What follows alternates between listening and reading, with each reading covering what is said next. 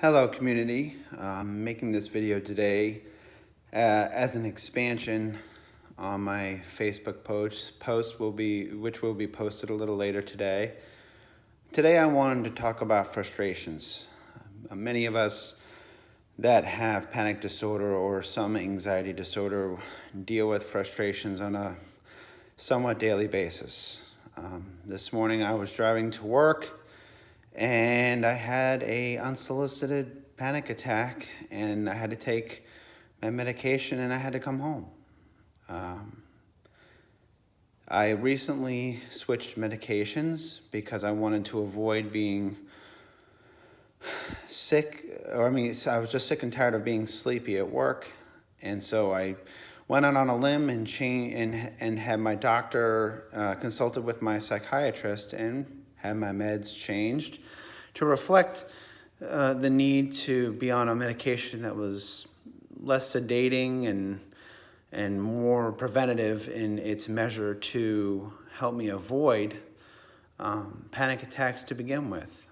And lately I've been having a few of them, and they are without doubt triggered by something.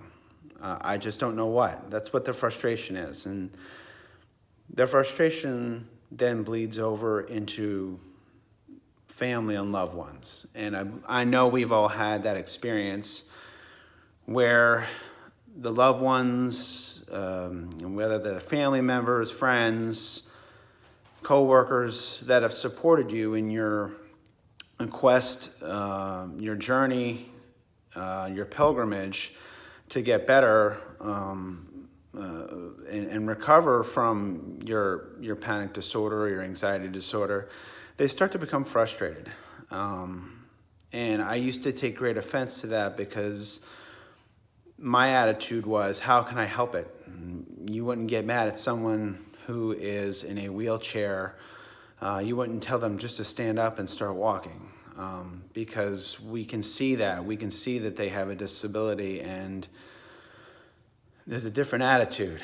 But when I analyzed my feelings over the years, I've had my own personal experiences with other people that have had disabilities, mental disabilities, like obsessive compulsive disorder and other things like that. And I found myself getting mad at them and getting frustrated with them, but not because I was inhumane. It was because I was human.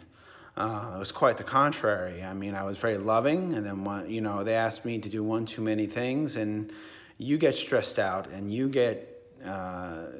feel like you're not taking care of yourself, and then you can become frustrated. I think it's important that we continue to have open dialogues with our loved ones, whether it's family or friends or some sort of support group.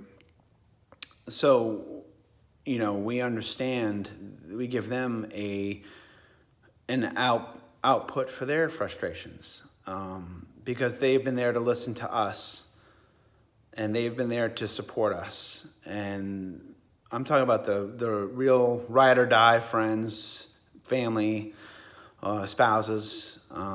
I know I've got a great spouse who's always supported me, and now I have a daughter who's a little over 1.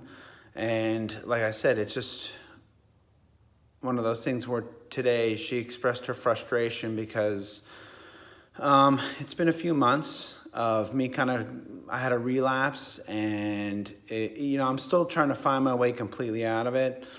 My panic attacks can be one of two things. Either I've get so ramped up, you think your way into it, and it's basically like a downward spiral of negative thought until you get so amped up that you are panicking.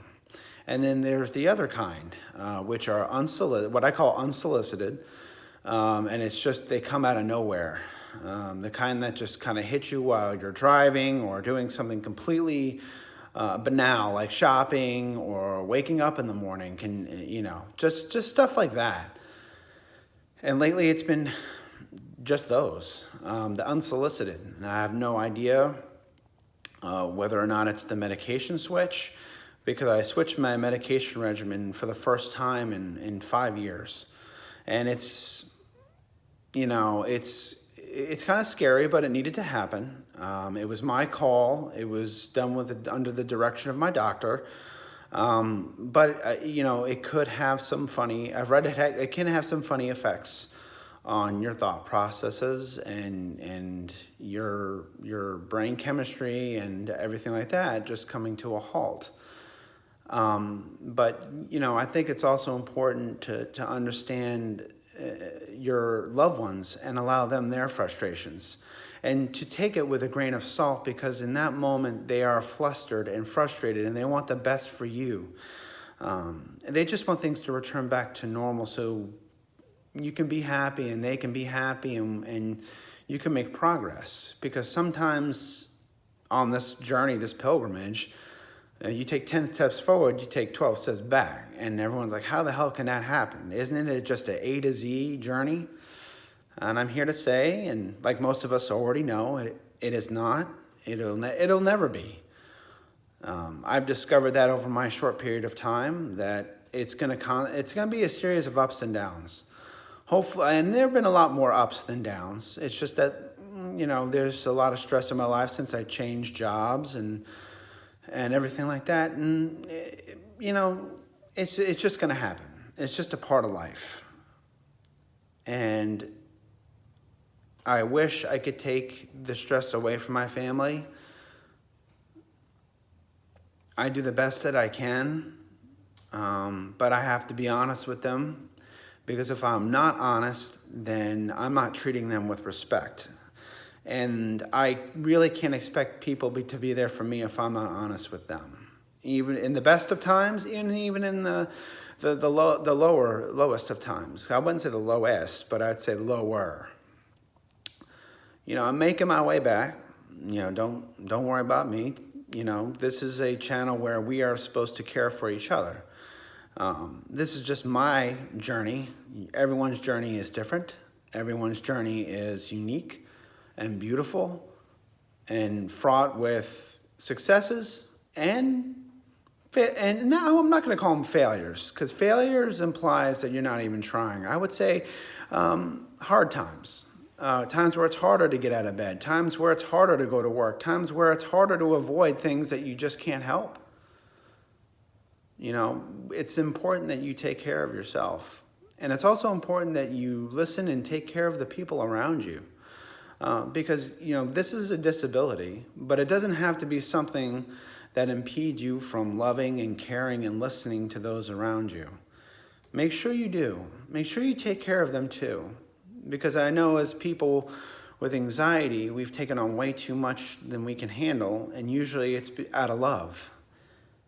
And we all have that loving capacity inside of us, and no disability could ever rob you of that. And I want you to remember that. You know, do something nice for them. You know, listen to them. Give them time to talk, because it's not always about you and it's not always about me. It's about them too, because they have to be part of your healing process in order for you truly to be healed, because it affects them. They take it on themselves too. Remember, this is just a video of my opinion, my journey, and it's just a man and his camera and his phone. And I urge you all to reach out to each other. You know, if you don't have family or friends, reach out to each other and encourage each other and take care of each other. God bless.